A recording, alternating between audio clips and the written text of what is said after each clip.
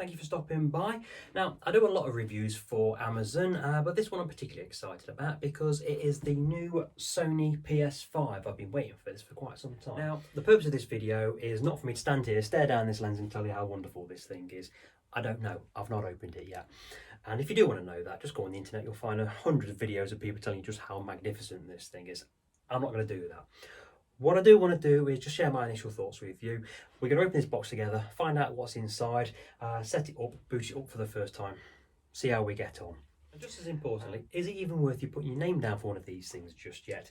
It's going to be a few more weeks before you'll be able to get hold of one of these, maybe in time for Christmas if you're lucky. But as it stands, a day after release, there's only about a dozen games available for it, and very few of them are actually any good.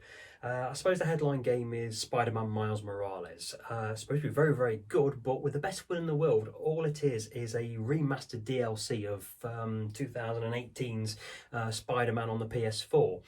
It's a very, very good DLC, but it's also a very, very expensive DLC. So would you go out and buy it just for that game? I certainly haven't. It's going to be well into next year before the big hitter games come out. The Horizon Zero Dawn, the God of War, the Gran Turismo 7. So is it even worth buying it now? I'm not so sure. I'm hoping it is because this is burning a big hole in my credit card. So I'm hoping it's worthwhile. But you see, I'm a gamer. I'm a 42-year-old gamer, but I'm still a gamer. I'll never classify myself as a Sony fanboy or an Xbox fanboy. Partly because I don't like the expression, mainly because I've got no particular allegiances. I mean, underneath there, I've got a whole raft of consoles. I've got my PS4, I've got my Xbox, I've got my Wii, I've got my N64. N64, what a console that was. GoldenEye, N64, fantastic game. What else have we got? Sega Saturn. Oh, I love my Sega Saturn, I really did. Original 1982 ZX Spectrum, fantastic game. So what I'm saying is I've got no particular allegiances, I've got no love for... In fact, I've got more reason to hate Sony than anybody else. I grew up with Sega, Master System, Mega Drive, Game Gear, Saturn, Dreamcast, all of those consoles. Fantastic, loved them. And then Sony came along with a big grey brick and ruined it all. We weren't on speaking terms for a long time, me and Sony, but we've patched up, forgive and forget, move on, all that business. So, with the next generation of games way off in the distance somewhere, what I want to know is, will this thing still play hundreds of pounds worth of PS4 games before I go and put my granddaddy of a PS Pro on eBay?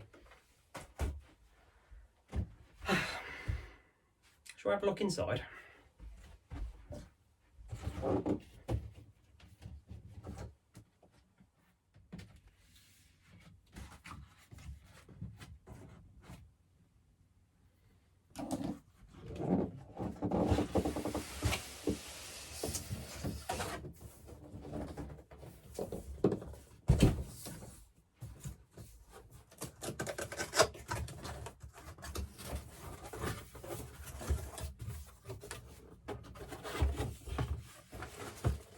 Okay, that is the DualSense haptic joypad, power cable,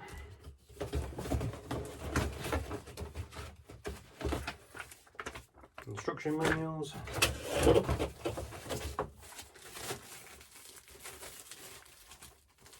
no idea what this is. Oh, I assume that's a stand for it to sit on. HDMI cable.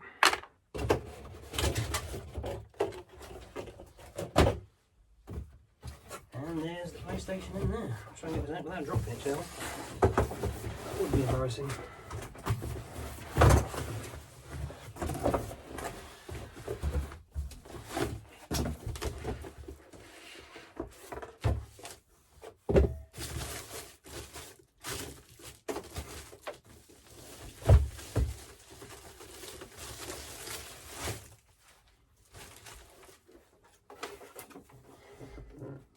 And there you go, the new PS5.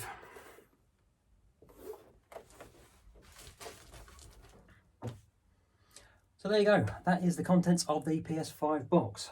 You've got a plastic stand, you've got some instruction manuals, you've got a HDMI cable, power cable, the haptic DualSense joypad and the PS5 itself. And what I did notice though is that that is a USB-C charging port, and there is no USB-C charging cable included in the box. I don't know if that's an oversight from Sony, whether they're meant to do that or not, but bear that in mind, you will need a USB-C cable to charge up your joypad.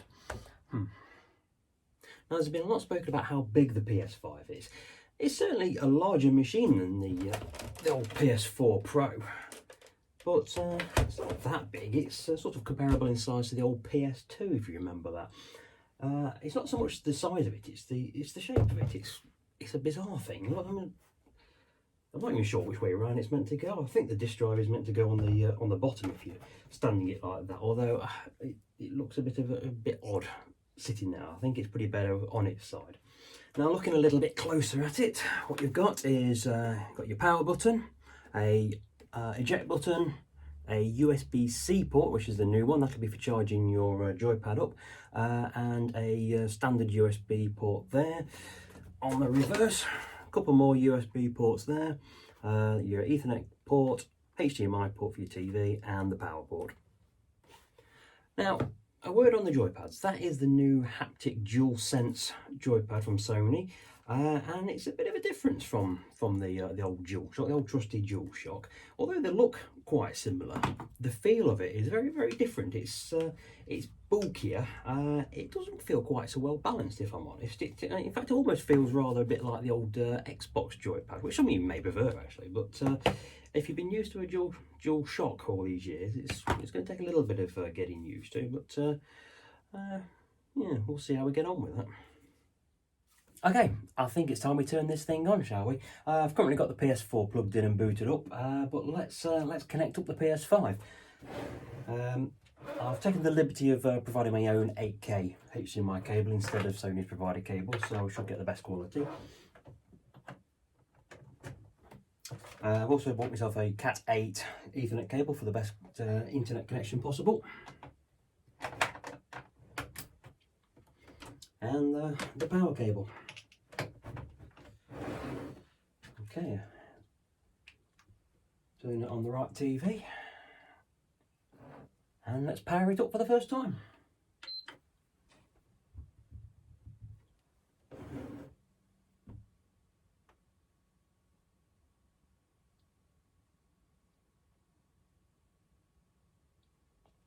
It's quieter than the PS4.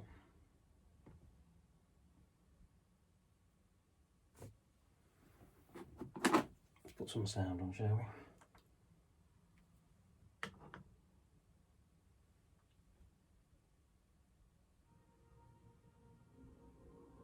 Connect your controller to the console with the USB cable and press the PS button. Now, that's a bit of a problem since Sony didn't actually provide a cable with the Sony PS5. Fortunately, I do actually have some USB-C cables knocking about, so let's connect up and see what happens. Conecta el mando a la consola mediante un cable USB y pulsa el botón PS. Collega il controller alla console con il cavo USB e premi il tasto PS. Better. License agreement, yeah, because we all read those. I agree to that, sign my life away, confirm that, yeah, whatever. Update the system software to use network features. Now, I'm going to think this is going to take a while, so let's see what happens.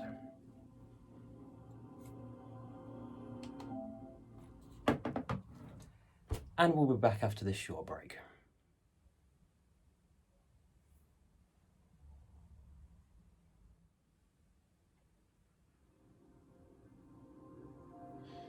Okay, I think we're ready to go. That was only about 2 minutes, that was.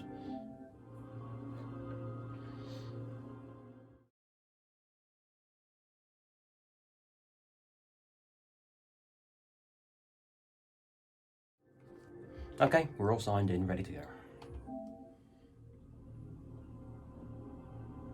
Okay, you can download some apps to play some streaming content. Yeah, I think we'll have all of those. Make sure your PS4 is turned on and both your PS4 and PS5 are connected to the same network. They are. To complete the transfer faster, use a wired LAN connection. Well, I've got a pretty fast wireless connection anyway. Okay. PS4 is found. Within the time limit, press the power button on your PS4 for 1 second until it beeps.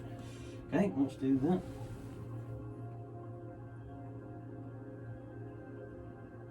Find the power button. There it is. It's very hard to find a power button on a PS4. It's beeped. Okay, you need to select the account you want to bring over. That's me. 3.5 gigabyte of saved data.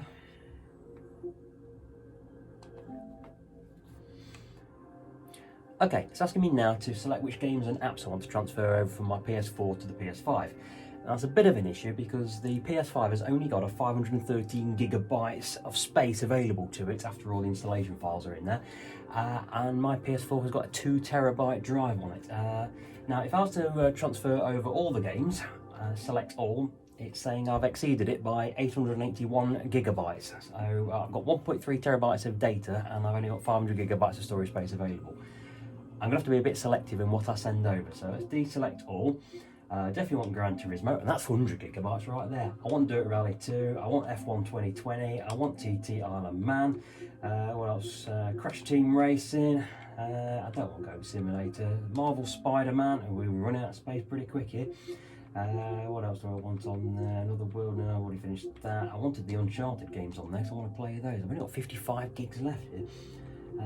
Ratchet and Clank, no. Markham Knight, God of War, finished that. Rise of Tomb Raider, do I want on that on there? No, I don't want that. Finished Crash Bandicoot. Right. Oh, Rocket League, I want Rocket League. Oh, we're running out of space quickly here. Grand Theft Auto, no. Last of Us Remastered, no. Dirt Rally, wouldn't got that one, no. Right, okay, I think I can just about get by with 45 gigabytes of data left on my hard drive. I'm not going to be able to install much once I've got this thing up and running.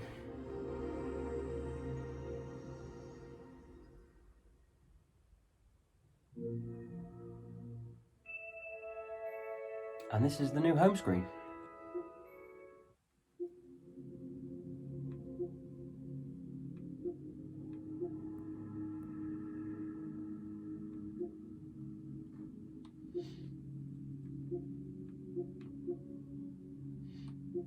Okay, so it's carried over all of my game data. It's not installed all the games, but it's just got the game data on there. So yeah, all of my games are there. So if I do want to play them, I can just download them. I have to uninstall something first. Okay, what I want to do here is do a boot up test. See how quick the PS5 is compared to the PS4. See if the new hard drive is as quick as everyone says it is. So what I'm going to do is I'm going to boot the PS4 first from nothing. Get to the main screen and then boot up Dirt Rally 2 and load up a stage. And then I'm going to do the same exercise on the PS5, see which one's quicker, and we'll time it on here. Okay. So, let's go.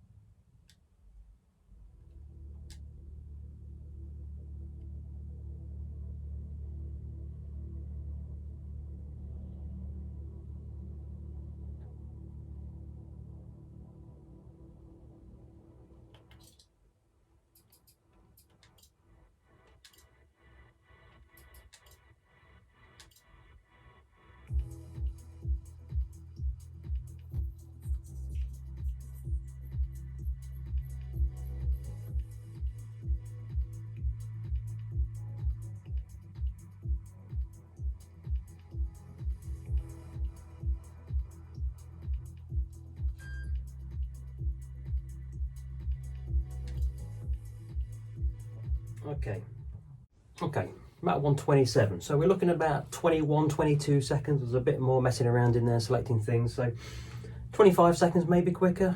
It's quicker, not massively, but it's quicker. And I can confirm that the Logitech G29 steering wheel does still work with the PS5.